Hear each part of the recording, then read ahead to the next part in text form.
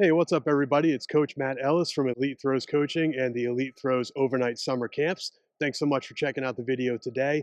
Know we've been on a little bit of a hiatus here, but now the track season is starting up. I wanted to do some new videos kind of going over and explaining some of the parts of the throws and the that a lot of coaches seem to have almost correct. I see a lot of younger coaches here on social media, whether it's YouTube, Instagram, whatever it is, and they're using some terminology that might not be correct, or they're demonstrating a movement correctly, but not explaining it correctly, or maybe they're explaining it correctly, but they're really not able to demonstrate it correctly. So, what I wanted to do over the next couple of weeks, especially as we're getting started here with track season, I wanted to go through some of these and explain them to you correctly, using the right terminology, demonstrating them correctly, so that the throwers and the coaches out there that watch this know exactly what we're talking about. So the first thing I want to talk about is what you hear a lot of coaches say, and they treat it like it's the be all end all of a really good power position. They talk about keeping their shoulders square to the back of that circle.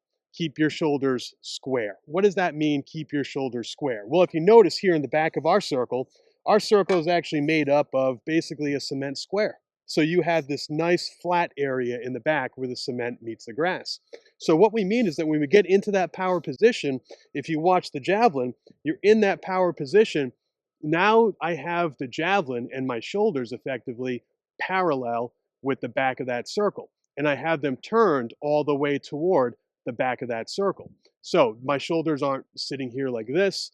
My shoulders aren't dipped over here this way. My shoulders aren't open toward the throwing area. My shoulders aren't all crooked and twisted. I'm not hunched over. Everything is up and my shoulders are back and they are level and square with the back of that circle. So that's what we mean by shoulders being square. The other way to look at this is if you're in that power position, you have to think power position, make sure that sticks. When the power position starts when our blocking foot, in my case as a right-handed thrower, my left foot touches down. I want my shoulders square.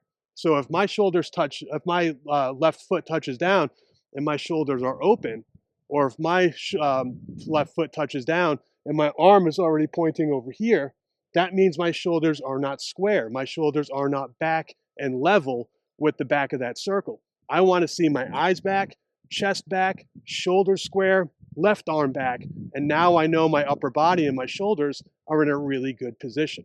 So one of the big reasons why I get a little bit frustrated with some of these younger, newer coaches or coaches that really rely on keeping the shoulders back is that you can have your shoulders back, but still be in a really bad power position. Keeping your shoulders back is just one part of a really good power position. So I can get into a power position right here, keep my shoulders back, and not have any of my weight onto that power leg. I can have my weight shifted all the way onto my left, but look, I still have my shoulders back.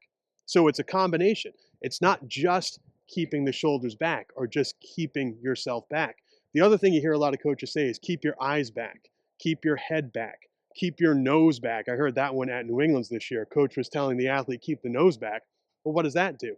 Their shoulders were still wide open, their chest was still wide open, their left arm was wide open, and they just had their head turned looking at something in the back of the circle.